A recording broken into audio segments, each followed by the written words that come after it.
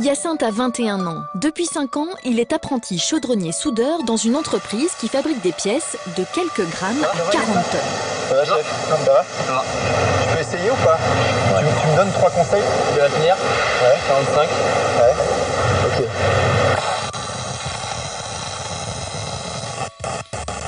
Je vois rien du tout. L'entreprise a 32 ans et 32 salariés. Le site est basé à Missillac, près de Nantes. Ici, on fabrique des grosses pièces pour les chantiers navals, les entreprises de carrière et pétrochimiques, les raffineries et les plus grands groupes de travaux publics français. De cet atelier de presque 4000 m² sortent des escaliers, des châssis, des silos ou encore des laveurs de roues. Ça sert à nettoyer les roues de poids lourds sur les gros chantiers. Donc on se frotte les pneus là-dessus. Voilà, il se décrotte. Donc il y a un pan entre un chaque décrotteur de poids lourd. Un décrotteur. Il y a de l'eau dedans. Le pneu du camion, il prend une forme en passant sur les cornières, et ce qui fait qu'il décrotte au fur et à mesure. Et dans son passage, normalement, en ressortant, il a les pneus propres. Il ramène pas de boue sur la route. Super. Hyacinthe est plongé dans le monde de l'acier, de l'inox et de l'aluminium depuis 5 ans. Après un BEP chaudronnier à Saint-Nazaire, Hyacinthe a passé une licence soudure à l'AFPI, l'association de formation professionnelle de l'industrie de Nantes. Il est aujourd'hui en 2e année de bac professionnel en chaudronnerie industrielle. Hyacinthe termine donc sa dernière année d'apprentissage. À 17 ans, il reçoit la médaille d'argent de meilleur apprenti de France chaudronnerie avec cette pièce Une Hotte, un système d'aération pour les bateaux. Moi j'étais en BEP et j'ai fait la pièce de meilleur apprenti de France et j'ai été médaillé. Le temps que j'ai passé dessus, j'ai passé pas mal d'heures. Toutes ces petites parties là, c'est vachement de temps à passer parce qu'il faut pas qu'il y ait le jour entre les pièces quoi. Donc après quand on voit ça, derrière voilà on a un résultat donc on est fiers quoi, normal. Patrick et Elena, les parents de Hyacinthe, ont toujours soutenu leur fils dans ses choix. C'est un très bon choix, c'est un très beau métier en plus. Moi je suis pour qu'il fonce dans son métier. Merci, bisous, mon cœur. Allez, bonne journée. Hyacinthe est en fin d'apprentissage. Il va devoir relever un dernier défi dans l'entreprise. Allez, bonne journée.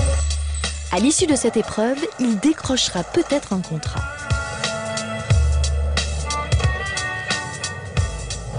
Beaucoup de stress. Ouais, beaucoup de stress là. Mais bon, faut se dire que ça va bien aller parce qu'autrement, je vais jamais réussir. Hein. Si je reste comme ça, bien stressé là, ça va être dur. J'ai pas confiance en moi, jamais. C'est ça qui est difficile en fait. Ça fait 5 ans que Hyacinthe travaille dans l'atelier. Son métier, c'est donc de tracer, découper, plier des pièces métalliques et de les assembler grâce à la soudure. À quel moment donc tu as craqué ou tu as eu le déclic pour faire de la soudure? C'est venu quand tu étais déjà là ou avant? Non, ça m'a pris un petit peu avant aussi. C'est moi quand j'ai commencé mon BEP en apprentissage. Dans le métier souder, c'était vraiment une chose, je sais pas, ça me plaisait, c'est avoir de la patience, avoir une gestuelle aussi, c'est important. Est-ce que ça te plaît encore? Ça me plaît encore, hein. Ouais. Ouais. C'est-à-dire quand tu poses ton poing là, il se passe un truc quoi. Ouais, parce que c'est de la concentration, j'aime bien être bien attentif à ce que je fais et voir ce que ça fait directement. Sur une échelle de 100 pour connaître le métier parfaitement, ouais. J'ai l'impression d'en être où? Là, on peut dire peut-être 60%. Ouais. Donc voilà, vous avez le châssis nu. Donc là, toute l'ossature est fabriquée, elle est soudée. Donc là, maintenant, vous allez venir l'habiller. C'est parti. Hyacinthe va devoir réaliser ce châssis qui supportera les armoires électriques d'un paquebot. C'est une pièce de 3 mètres sur 5 et 2 tonnes et demie. Prends ce côté-là. Laurent, son tuteur, le laisse en autonomie, mais il n'est jamais bien loin. Le piège classique, c'est une mauvaise lecture du plan, avec une mauvaise interprétation. Et puis là, l'erreur, elle est fatale, elle va du début jusqu'à la fin. Ton châssis là, quand ils te disent voilà ce que tu vas faire, ta première réaction ça a été quoi? Sans le dire, mais dans ta tête tu as pensé quoi? Faut que je fasse ça tout parfaitement. C'est la perfection là, on n'a pas le droit à l'erreur. Tu jouais ton poste ou pas là-dessus? Un petit peu quand même. Il faut donner une bonne impression de nous directement. Vous savez vous que c'est un truc dur ou pas? Pour lui? Ouais. Ah non, pour lui, non, c'est réalisable. Hein. Faut faire attention quand même, j'imagine. Bien sûr. Voilà, très bien. C'est le genre d'exercice qu'on donne de manière classique à un apprenti? Non. Ah ouais? Hyacinthe, c'est le seul de cette session-là qui a eu un projet comme ça, quoi. Ouais. Donc si c'est raté, c'est une grosse perte pour vous? En heure, oui. Il y en a pour 1500 €, 9000 €. Ouais, donc vous prenez quand même un petit risque. Ah, il y a un risque, hein. Il y a un risque financier. Ouais, enfin, c'est... Mais c'est un risque mesuré. Oui. Parce qu'il y a quand même des... Il n'est pas laissé tout seul. C'est un risque mesuré, quand même. Donc voilà. Ça chauffe beaucoup ou pas? Oui, comme ça, oui. À l'intérieur aussi? Oui. 470. Pas ta dollar? Oui. Non. Ta pince est mal mise. De ce côté-ci. Le chantier naval attend la pièce dans 3 jours. 570. 620. Ça, par contre, faut que ce soit fini ce soir. Hyacinthe doit accélérer la cadence. Le châssis devra être encore peint avant la livraison.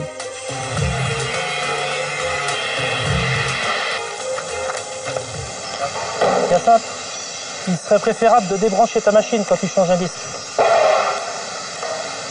Ça, faut tout le temps y penser. C'est des choses qu'on devrait t'habituer à faire au fur et à mesure.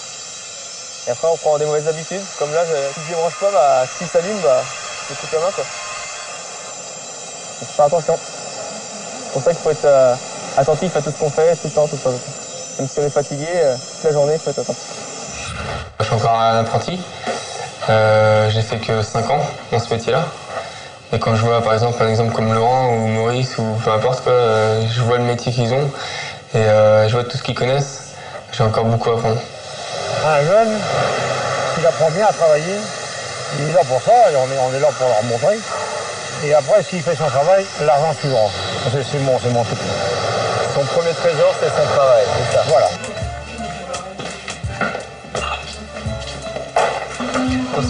C'est pour lequel 9h la pause, habituelle. Avec tous les collègues. Hyacinthe, c'est quelqu'un de très agréable au quotidien. Hein. Ouais. Tout le monde avec lui, hein, on se sent bien à l'aise. Bon gars. Oui. C'est moi qui offre. Ah, c'est bon. Non, moi je vais assez manger. Non, je mange plus midi autrement. Et ça, Simon aussi. Hein. Non, merci. Mais il y a 5 quand même. C'est qui commande là? Allez. Allez. Ah non, ça c'est le tien. Moi, je suis plus. Moi j'en prends un, ça c'est le tien. Il t'a fallu combien de temps pour te sentir pleinement dans ton boulot au milieu de ces gens-là? Au bout de déjà un mois, ça commence à être. Moi, je commence à être bien dans l'entreprise. Et... Comme l'entreprise, c'était vraiment une entreprise familiale et que tout le monde se parle bien et tout, ça va super vite. Tu t'es fait des amis ici? Ouais. Des bons amis que tu garderas longtemps, tu vois? J'espère. Ouais. C'est vraiment des gens que j'apprécie et qui m'ont fait évoluer aussi dans la boîte petit à petit. Donc, c'est des personnes que je veux vraiment garder. Après 3 jours, le châssis de Hyacinthe est terminé. Le chef d'atelier et son tuteur viennent inspecter le travail. Alors Hyacinthe, son bilan, ça s'est très bien passé. Hein, quelques petits soucis, hein, notamment une patte qui n'était pas bien mise, donc on l'a enlevée, il l'a ressoudée. La soudure, je pense que c'est son point fort. Hein. Ouais, voilà, ouais. Il n'y a pas trop de soucis de ce côté-là. Par contre, un petit peu plus d'attention. Au niveau de la finition, quoi. Oui. C'est pas un fignoleur. On va dire ça. Donc bah voilà, c'est la dernière tôle pour finir la pièce. J'ai répondu à leur attente. Donc maintenant, faut voir la suite, ce qu'ils me disent vraiment, parce que là c'est mon ressenti. Après, leur ressenti c'est peut-être pas le même, quoi. Est-ce que tu crois, toi, qui a de l'expérience, qu'il aurait sa place chez nous? Oui. Faut qu'il prenne conscience qu'il va devenir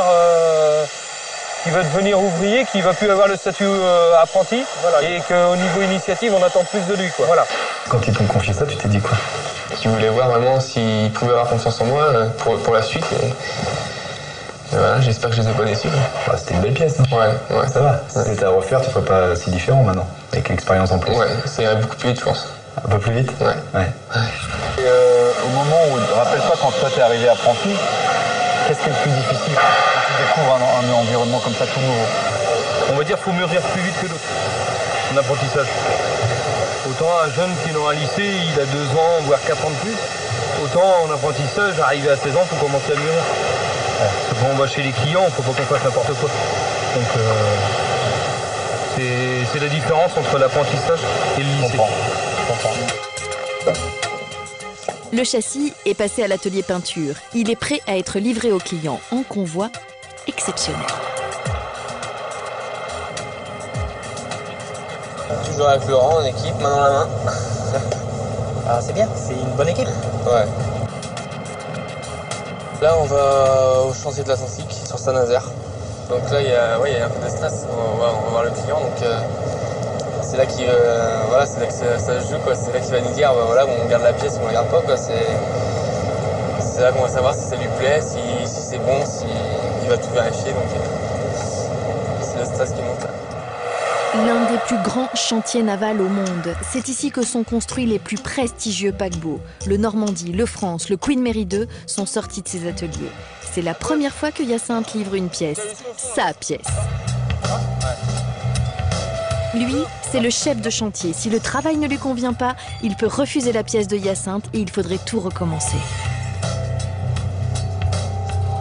Ça m'a l'air d'être bien, Très bien, non, il n'y a pas de souci, elle a bien travaillé, on va dire. Bon, on va signer les papiers, c'est tout. Après. Et elle a très bien été préparée par l'apprenti, on voit pas que ça a été fait même par l'apprenti. Par rapport au précédent qu'on a eu précédemment, il est aussi bien fait, donc il a bien travaillé. J'ai rien à reprocher, il faut qu'il continue comme ça. Un apprenti, on peut croire que c'est un jeune qui regarde les autres travailler, et non, pas du tout, c'est plein de responsabilités, même si on est jeune, et l'espace gère encore plus loin.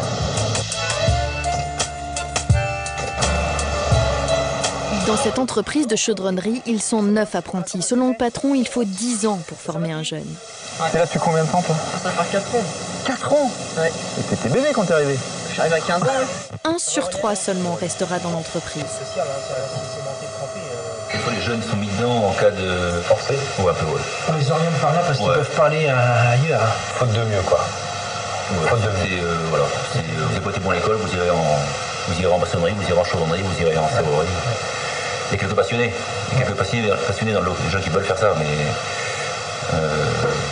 bon, il y a la faute des profs, il y a la faute des parents, c'est évident aussi. Il y a la société de façon générale aussi.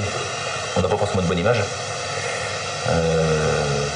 Une image ferraille. Mais vous, quand vous avez commencé comment Moi, c'est différent. Moi, je suis comme Obélix. Moi, je suis tombé dedans quand j'étais petit. C'est ça. Ouais. Est-ce que tu recroises des fois tes profs de 3e? Non, j'aurais bien voulu pourtant. Pourquoi? Pour leur montrer ce que j'ai fait maintenant. Mais parce que t'étais un mauvais élève, je crois, c'est ça. Bah, j'étais un mauvais élève, non, c'était que je travaillais pas pour... l'école, ça m'a jamais plu, quoi. Donc je travaillais pas forcément. Quel prof doutait de toi et t'étais le plus mauvais? J'ai eu ma prof de maths. Ouais. Et elle n'a jamais cru en moi, elle m'a toujours dit, de toute façon, tu finiras ouvrier, mais dans une petite boîte. Et en gros, le bâton, c'est ça, c'est tu finiras ouvrier, quoi. Ouais. C'est vrai, je suis ouvrier, mais moi je suis fier de mon métier. Je trouve que j'ai fait pas mal de routes et j'ai été récompensé sur une pièce. J'ai envie de leur montrer et de leur dire que voilà, moi j'ai réussi. Quoi. Comment elle s'appelle, ta prof de maths? Je sais plus, par contre. Je suis sûr que tu mens. Non, je sais. Hyacinthe vient de réussir son bac professionnel et d'être embauché dans cette entreprise. Il deviendra peut-être chef d'atelier et pourquoi pas un jour patron. Ah, c'est pourri! Ça, c'est les siennes. Et ça, c'est la mienne. C'est tout pourri ce que j'ai fait. Je sens bien que c'est un peu tout pourri. C'est parce que t'es resté trop longtemps. Là. Ouais, mais ça va balayer, c'est tout. Ah, dis donc, elle est pas beaucoup plus belle que la mienne, celle-là. Hein. Non, ça c'est un intérimaire qui nous a fait ça. C'est ça. Il n'est pas resté. C'est ça.